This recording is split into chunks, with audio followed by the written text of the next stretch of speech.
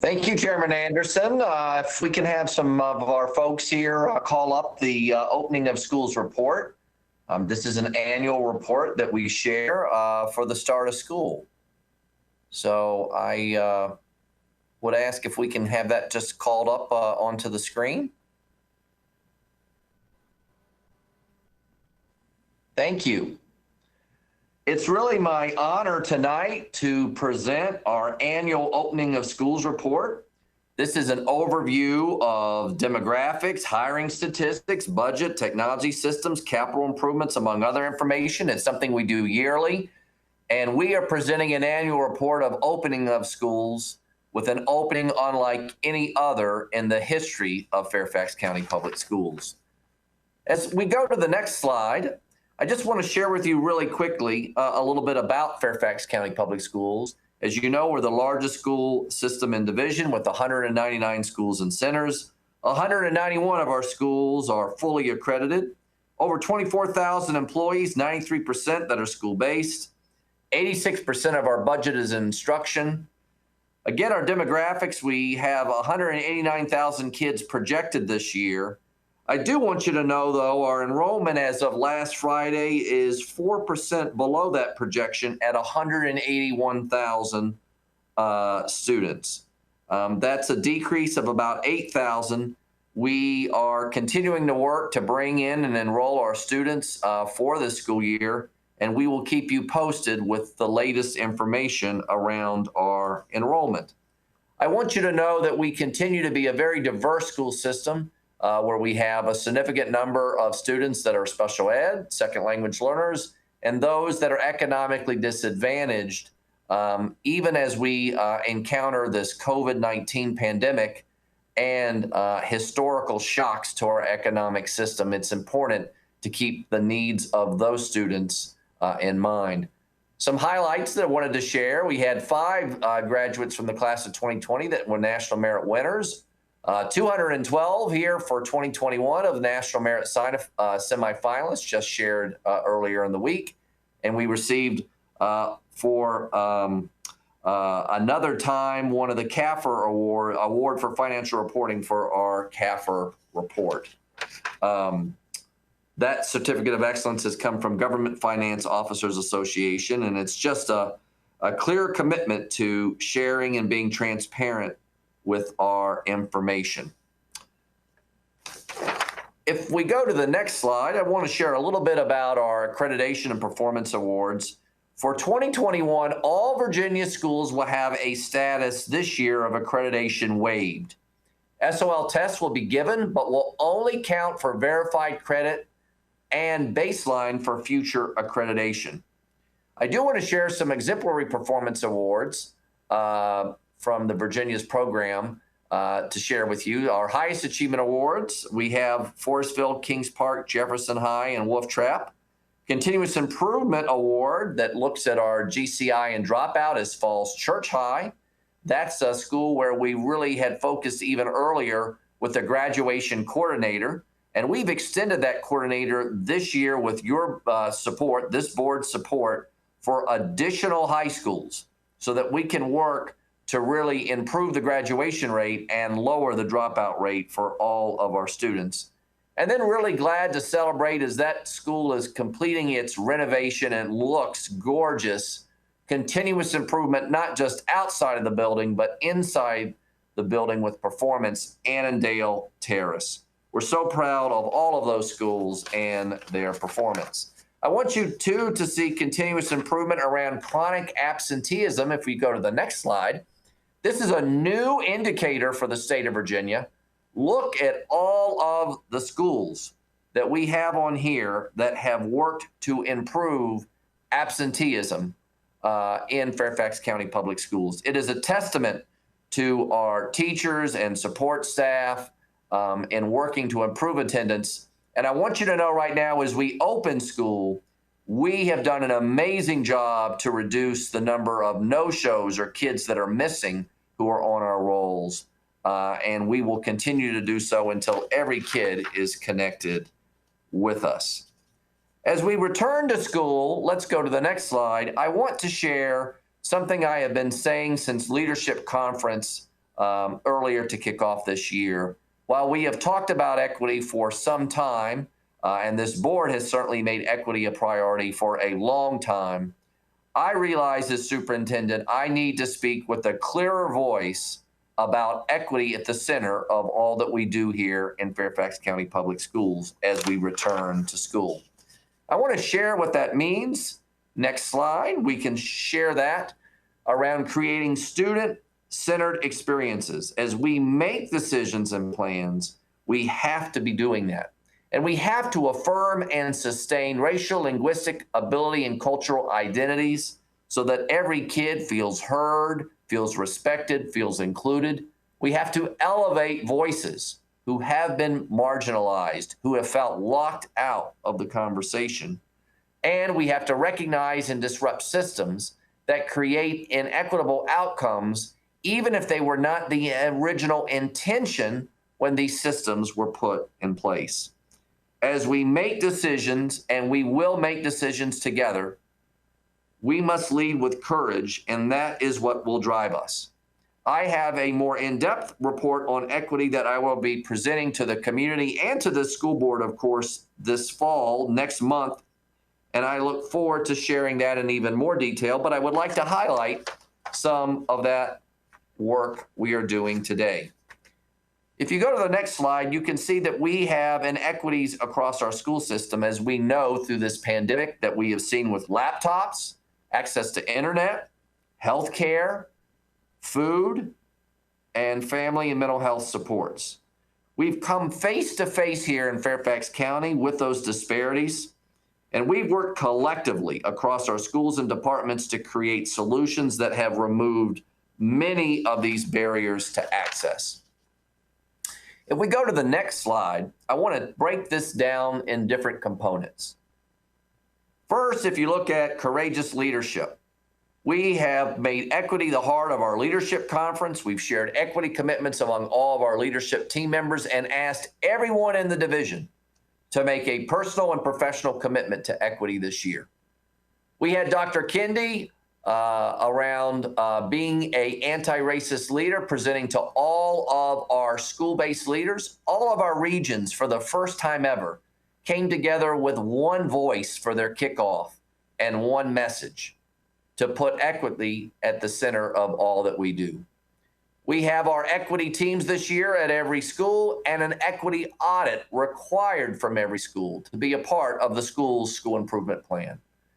And we are working on doing a bias and hiring training series for our school-based managers.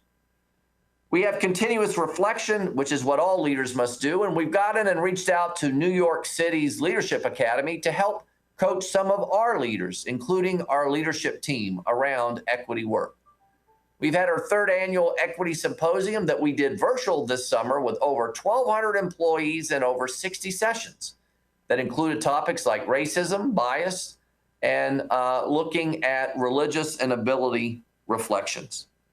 We've talked about culturally responsive leadership, and we've had modules around cultural proficiency, including Module 5 we just did this past month on culturally responsive decision-making, including decisions around school discipline and addressing disproportionality in discipline.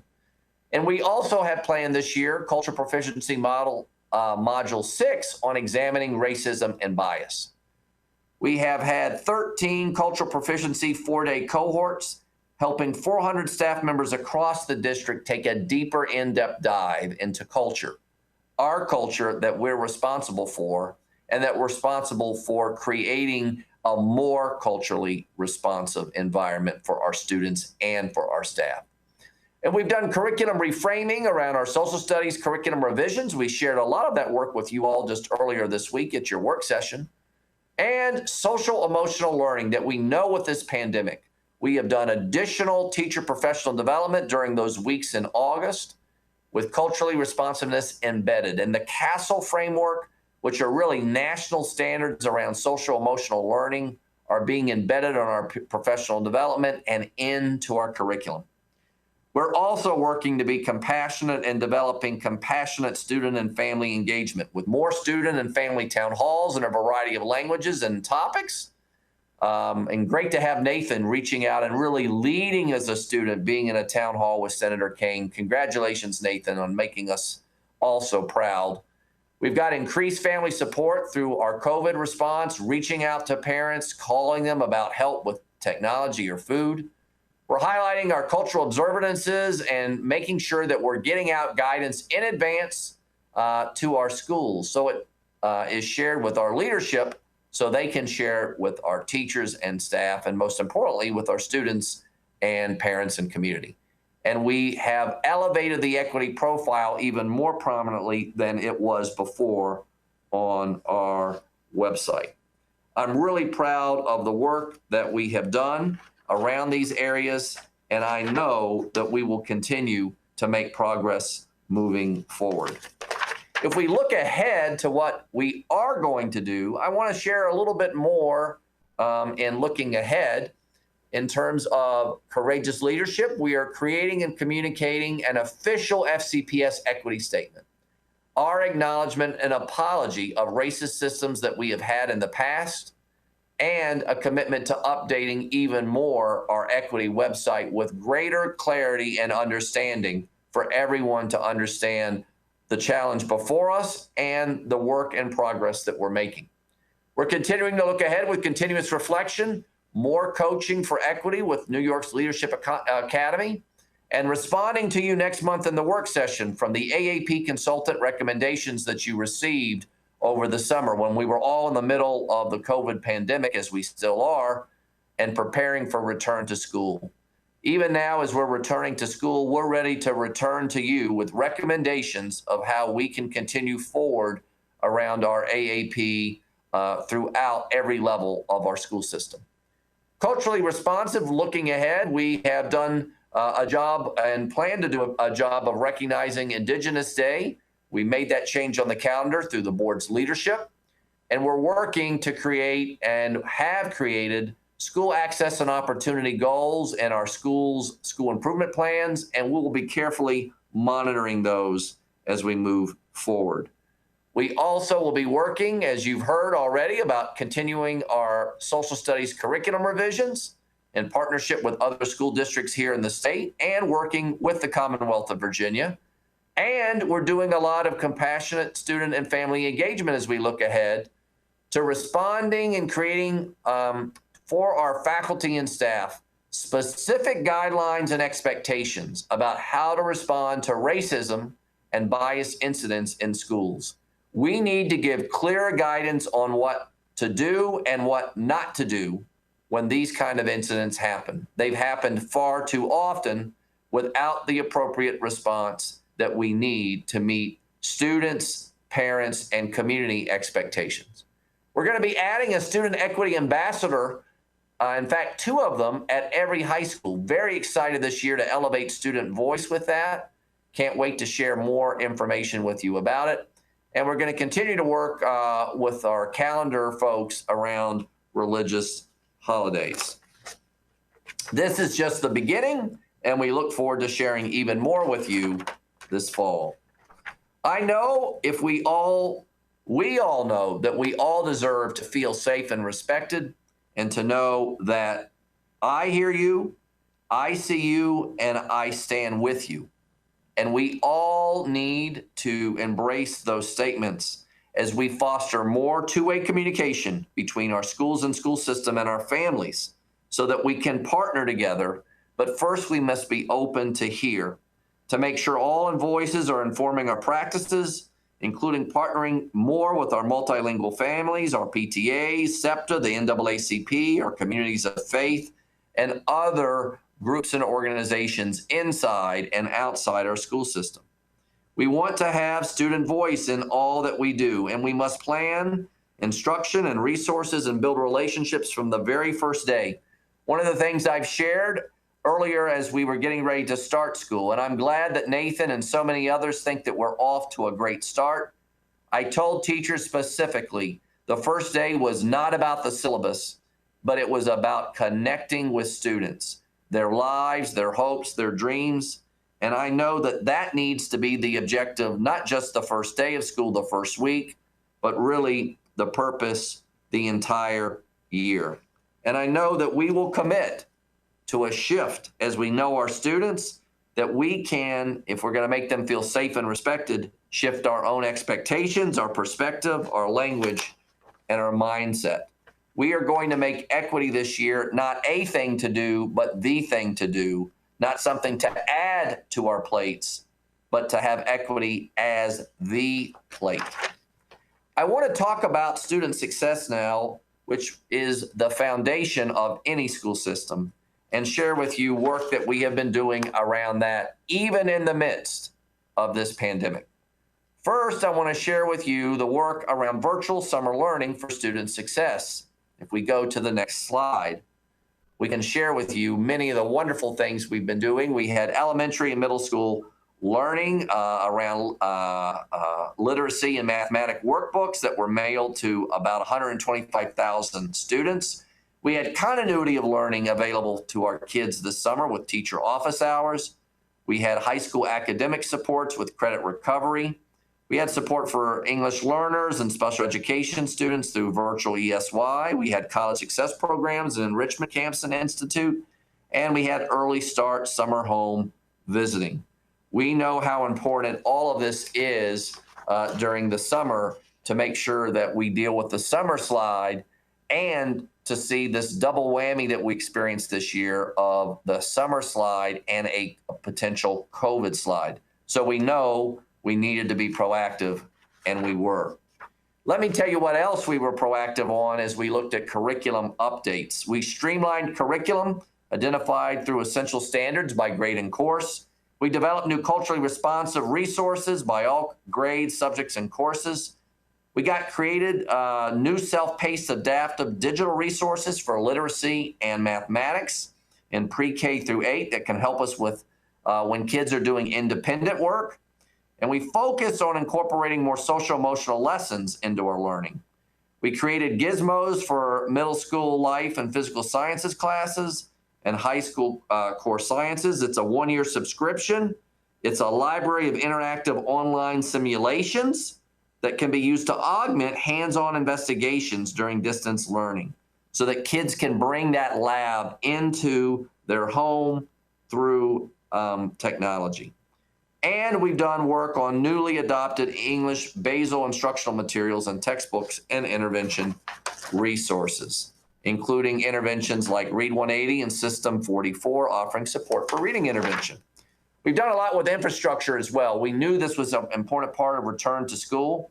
We had technology improvements to improve reliability and security, upgrades of our Blackboard environment, and load testing to be sure that Blackboard and Fairfax County Public Schools was ready. Integrating new learning management systems, Schoology, which is coming to 15 of our schools initially and will be expanded. And I report to you that the initial reports of Schoology's pilot are finding very favorable responses from our classroom teachers about how easy it is to use that learning gateway. We implemented a cloud gateway management system to push security patches and updates to FCPS devices remotely. And to improve our education experience, we gave teachers more options for managing digital learning. We expanded capabilities with Google's G Suite for education. I know this was a point of advocacy for the board, and Marty Smith and his team came through, our Chief Operations Officer, to deliver what we needed to enhance that education experience. And we built a single sign-on for instructional applications that supports virtual learning.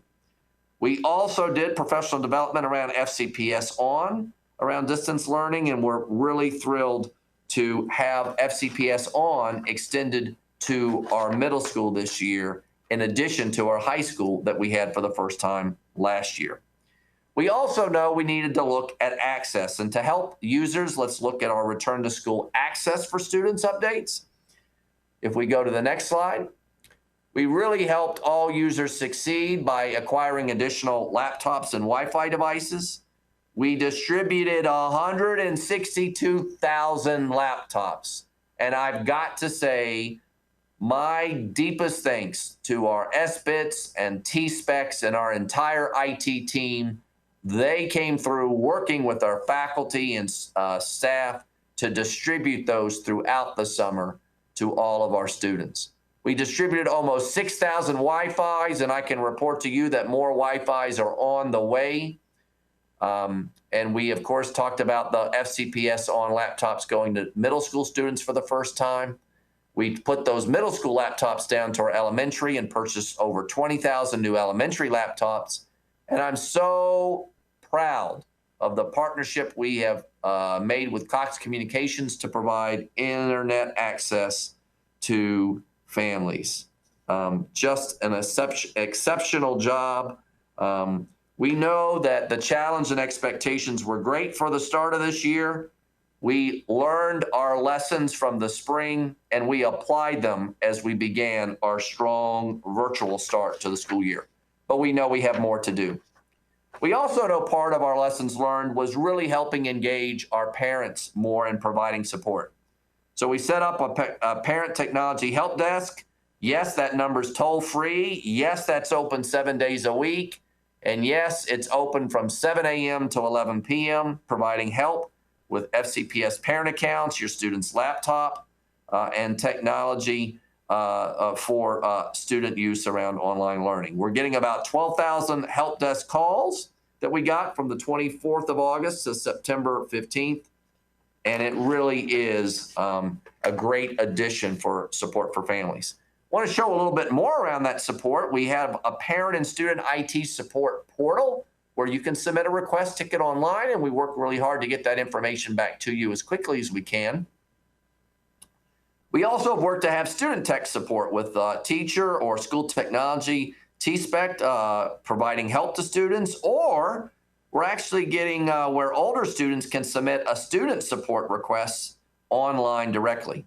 And we've set up parent phone lines available in 8 languages to help with general questions about FCPS. We've also done support for families around communication and outreach. We've provided technology support for resources for families on our website around Blackboard Collaborate, Google Meet, Schoology, Google Classroom, SIS and Parent View, general computer use, and tech tips that are online available in multiple languages and mailed to families. Additional support for families also goes around communication and outreach in general.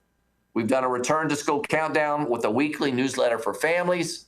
I have thoroughly enjoyed coming weekly to town hall meetings. I have one coming up this week around TJ.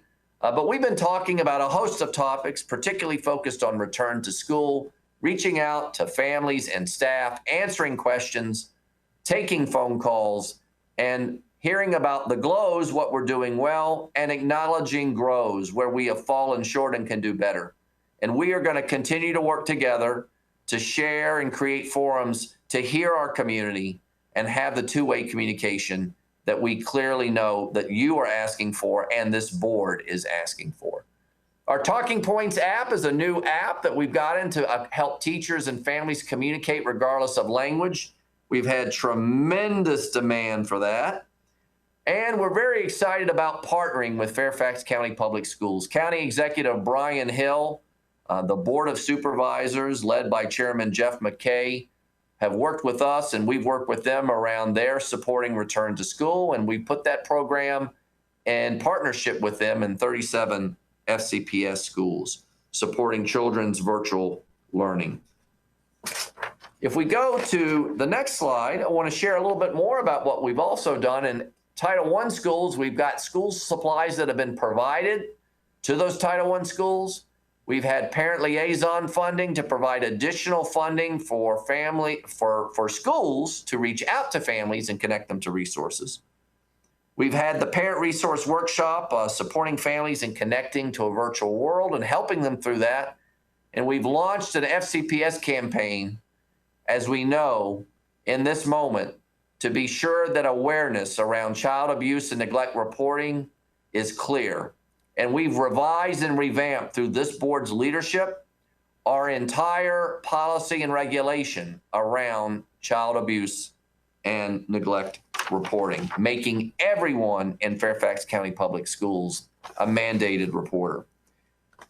In addition, as we're starting the school year, back to school night, and it continues, yes, but in a virtual fashion, but an exciting fashion. And each school will host a virtual back to school night. Many of you know I'm a parent as well. I went to my back to school night for my children earlier this week. And my wife, Debbie, and I had a chance to meet with each teacher and have a conversation with other parents, of course, in the room. But it was wonderful to hear from our teachers about how our children were doing, hear the curriculum, hear messages from school board members, and hear from the principal, and understand some of those basic things here in the school system around attendance schedules and around grading and assessments for this school year. I want to now talk a little bit about caring culture, another key component of our strategic plan after student success. And let's start and look at that caring culture where we're wanting everyone to feel valued, supported, and hopeful.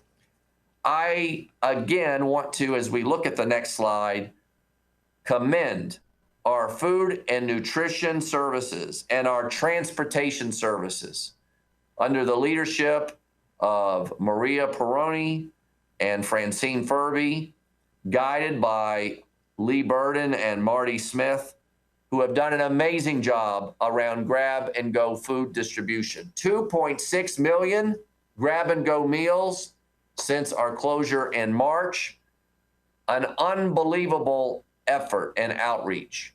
And as you know, we are beginning we began on September 8th, grab and go breakfast and lunch from 8 to 12:30. Starting last Friday, we started Saturday meals, and we will be announcing Sunday meals soon. We are also busy expanding bus routes every week so that we can reach out to the almost 60,000 kids that we know who are economically disadvantaged and face food access issues. I am thrilled that the USDA extended our waiver for the summer meals program through December 31st, and we are going to take that flexibility and do everything we can to reach every child and every family member.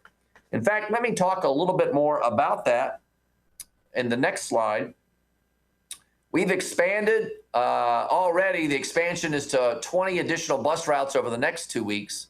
We have regional boat distribution with 5 days of breakfast and lunch with prepared instruction for that distribution. As I mentioned, the supper meals and snacks are going to be expanded. They're currently at the return to school sites only. We are going to have full cafe service, hot meals at those sites, and there's even more information that you can find on that. We will not rest until all of our students and families in Fairfax County Public Schools have access to the food that we need. And our folks on the front lines in food and nutrition and transportation are our heroes. We thank them so much. We've talked about for a caring culture that we have to, and this board has made it a priority that I've heard loud and clear, that our staffs at every school and every office need to make social emotional learning and mental health a focus, not just for our students, but also for our staff. We've built professional development modules for schools around helping around SEL. We focused on providing those lessons both face-to-face and asynchronously. We've really doubled down on morning meetings and advisory periods to have additional time to build relationships and foster social emotional learning. We've done more training around virtual youth mental health first aid and teen mental health first aid. And we've used that Cognito that we've talked about over the years. It's an online platform of courses available to Fairfax County residents. And it talks about things like psychological distress, dealing with issues of bullying. And it's really just a great platform. We are developing from that Cognito one of the courses to be developed for students and incorporated, not just as something nice to do and look at, but incorporated in to our 10th grade health curriculum. If you go to the next slide, you can also see the work we've done around reaching out for student and family engagement around school attendance and making sure kids are with us and connected every day online. Our no-show list, I think the first day was maybe maybe it was 8,000 kids. We can get the latest update. I know it is down to only hundreds of kids. And we are planning responsible, following health department guidelines, door visits to schools if there are kids, to homes from schools with school staff for kids that are still not connected with us as we've started school. Those have already started and will continue until we've reached every child. This was a lesson learned from the spring, and we are committed to having that happen. We're going to continue to do all the clinical and counseling outreach to families and provide crisis response support as needed, and helping our families access community resources. And we're going to continue to share resources with our Healthy Minds blog and our Healthy Minds podcast, which is new. And we hope folks will go to that podcast. What's not new is our Mental Health and Wellness Conference. This is the 7th year that we have done this, a great partnership with Inova and Kaiser Permanente. They've been great on working with us. We have a fantastic set of virtual sessions planned from September 14th through October 3rd. And our registration is already over 1,000 participants. We hope many more will be coming and participating with us very soon. Another great thing that we're happy with is our Education Foundation has been working hard all summer. They have really focused on their mission of energizing the power of the community to invest in educational excellence and prepare our kids for the future. And they know their vision is an equity vision that every FCPS has a path to success, and we must clear the way for them to have that path. We've gotten over $1 million in donations, over $400,000 for access to students for grocery gift cards and supplies, another $125,000 for supply kits, and we're going to continue to support those efforts. Really, really proud of their Access for All fund that was created right as COVID hit, and our business community has responded. I was with the Dulles Chamber today, and I can't tell you how much our business community has stepped up to say, how can we help FCPS and our students and families in their hour of need? We are grateful for our foundation and the business community that supports FCPS, and we will not take that support for granted, not now, not ever. I'd like to share a little bit around Premier Workforce. This is the third goal in our strategic plan, with a couple of updates and numbers. I know people like to have this all the time. I want to share with you, we've hired over 1,500 teachers. We had over 5,000 applicants between November and August. We've hired 26 principals that were either hired or transferred into a new school, hired over 50 assistant principals, and we have 86 instructional vacancies left as of September 4th. But please remember that that is well below the number of 200 vacancies that we had just a few short years ago, and is actually among the best that we have had over the last couple of years.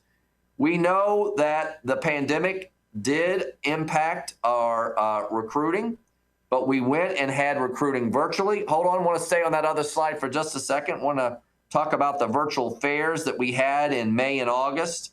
I do want you to know that our total number of teaching applicants was down a little bit from last year, about 8%. And we know we need to during COVID. I want to say to everyone listening tonight that we need to affirm our teachers across this country as they confront, and we all confront, the pandemic, that we need our teachers more than ever before. We need to work with our teachers, listen to our teachers, partner with our teachers. We need our best and brightest coming into the teaching profession, and Fairfax wants to continue to have them. By the way, this is the 4th straight year we have opened with fewer than 100 teaching vacancies, a significant improvement from just a few years ago. Another thing I want to share with you again was the hiring. We remain committed to hiring a diverse workforce. One of the things I know about retention, you want to know, well, you hired 1,500 teachers this year. Last year, we actually hired 1,900. So we hired less teachers this year. And that's great when we can not have to hire as many teachers when we don't have as many vacancies. We have seen growth in the diversity in our hiring. We're committed to a diverse workforce. I am pleased to note progress in two areas. We increased the hiring of individuals who self-identify as Latino and Hispanic by 1%. And if we can go to the next slide, please. And as I was saying, we increased the hiring of individuals who identify as Hispanic and Latino by 1%, and the hiring of individuals who identify as people of color by 1.3% over last year, with 26.5% of our teacher hires this year being people of color. We know we have more work to do. Our hiring of African American teachers this year, for example, was flat. It was steady. We know steady is not good enough. We can and will do better. We're focusing on growing the diversity of our workforce. We're going to continue to recruit at institutions that serve historically minority populations and establish, and we have new partnerships to do pre-service work with those teachers. We're partnering with community and faith-based organizations to build support networks for teachers, and we're offering our own teachers, our own seniors, our own students, a pathway to the future through Teachers for Tomorrow. We're continuing to expand that program. We had 25 in the first year and over triple that number this past year, and we're going to continue to grow our school system. I also just want to mention briefly, we saw growth and diversity of our hiring around our administrators. Here, we even see more of our administrators, around 31%, who identify as people of color. And we will continue to work to diversify both our teaching staff and our school leadership. If we can go next to professional learning and support of student success, to get a premier workforce, you need to give them the professional learning and support necessary to want to stay and be retained and want to stay in our school system.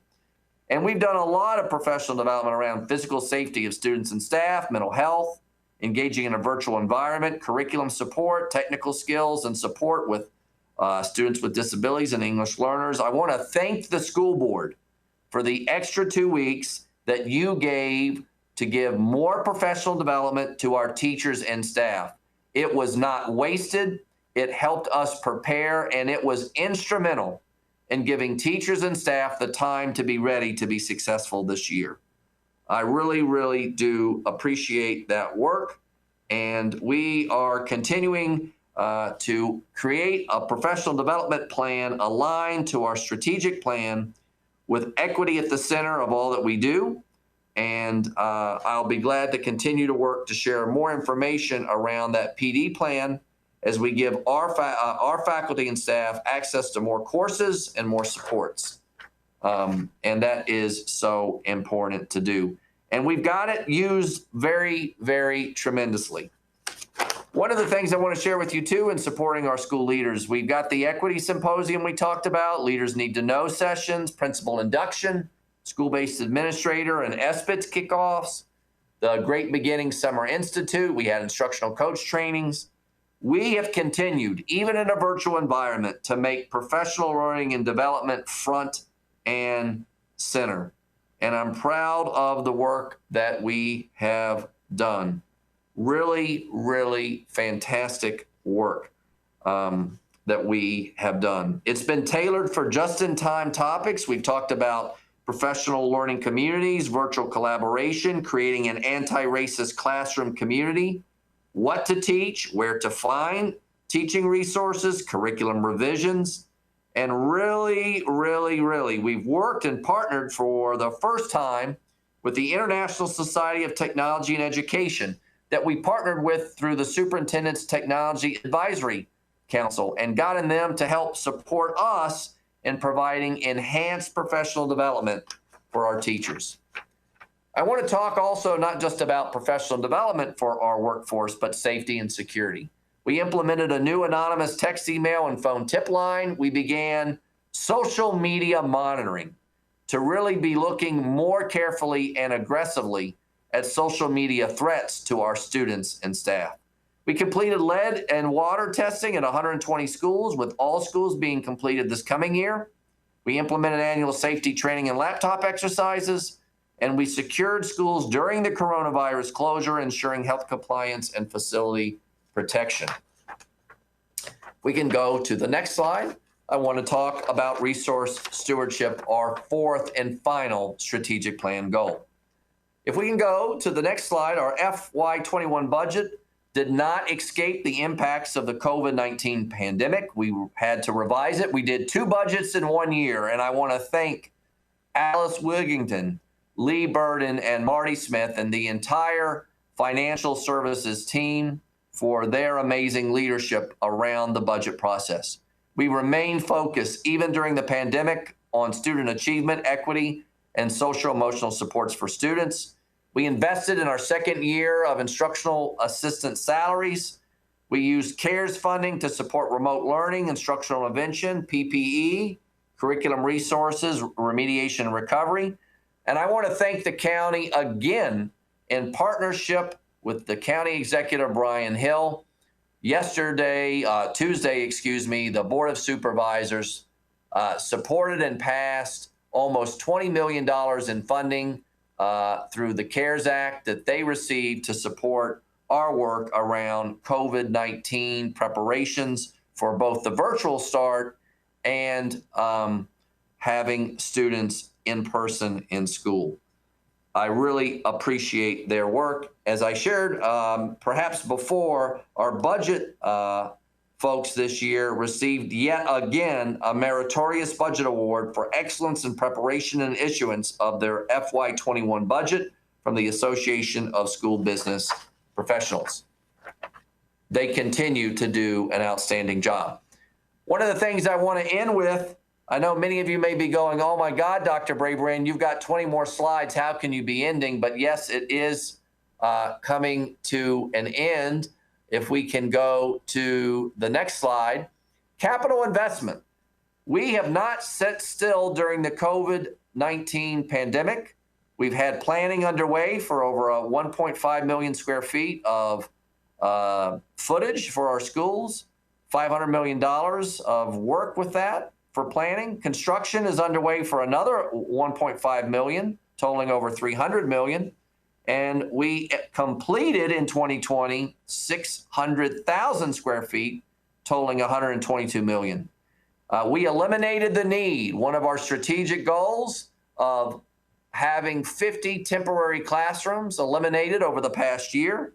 And we added additional cameras at middle school through the work of the board last year, and really appreciate the work that Jeff Plattenberg and his team do to create an amazing, amazing CIP program, and the work to have that program come to life in all of our schools and communities. I do want to mention the 8 middle schools that all got additional cameras, whether both exterior and interior: Glasgow, Lanier, Poe, South County, Twain, Holmes, Irving, Herndon. A tremendous, tremendous thanks again. This was the top priority of our middle school principals, and we appreciate it, and we know we have a few more schools to do to complete that work. I now want to share again the capital improvement underway. First, our elementary schools. We have 5 schools underway with capital improvement. So let's look at some of the slides. There's Bellevue Elementary, well underway, a lot of great work. Clearview Elementary is hard at work underway with capital improvement. Hybla Valley is starting, and we're very excited to see that school, which has had growing challenges for years. I remember those days as an assistant superintendent with all the trailers that Hybla Valley has had. If we go to the next slide, there's Cooper. Oh my gosh, what a beautiful look that's going to be when that is finished. Hughes Middle School, again, work underway. And we know we have done some work around a McLean modular to provide some relief for capacity at McLean. And we have done work with Herndon. Again, it's so amazing to see that school now, having taught there over 25 years ago, coming in as an intern to see that school. What an amazing moment for that community, as it is for every community when we invest in our communities and schools. And then Oakton, now you can drive by 66. If you're not driving, but you're in the car as a passenger, look to your right, headed west, and see the amazing work that we have done at Oakton High School. I am really, really appreciative of that work. Some work that's been completed, again, for capital improvement in 2020. Look at this. We have 5 slides to show you here. Annandale Terrace, done. Gorgeous. I don't know if any of you ever got to go to Annandale Terrace. Beforehand, you could barely find room to park your car. And now it is a world-class facility. And as you saw earlier today, it won an award for continuous improvement for achievement on the inside. So proud of Annandale Terrace. McNair Upper completed a brand new school. We now have that on the same campus. Again, great use of partnership with the county and our schools working together for that upper school to be complete. Mount Vernon Elementary School. Those capital improvements completed, just a gorgeous facility that's been done. And we have also work that's been done at Silverbrook Elementary School. Gorgeous look there at Silverbrook. And as well, after I know a lot of time and effort, Rocky Run Middle School, that work is complete. And I know that that is exciting. And last but certainly not least, we have renamed one of our high schools, John R. Lewis High School, through the leadership of this board. That renaming happened this summer, and I am proud to share with you the wonderful signage that greets our students and staff as they drive by that school and come in and interact with staff as they have already as we prepared for the virtual start. It is an honor to share this annual report with you. We want to continue to support our families with multiple forms of communication, including this opening of schools report. Please remember to go to our website, our e-newsletter, to Red Apple Cable Channel 21, our social media channels. And we're grateful for all that you have done to make our opening of schools, even in midst of this pandemic, a true success in Fairfax County Public Schools. Thank you.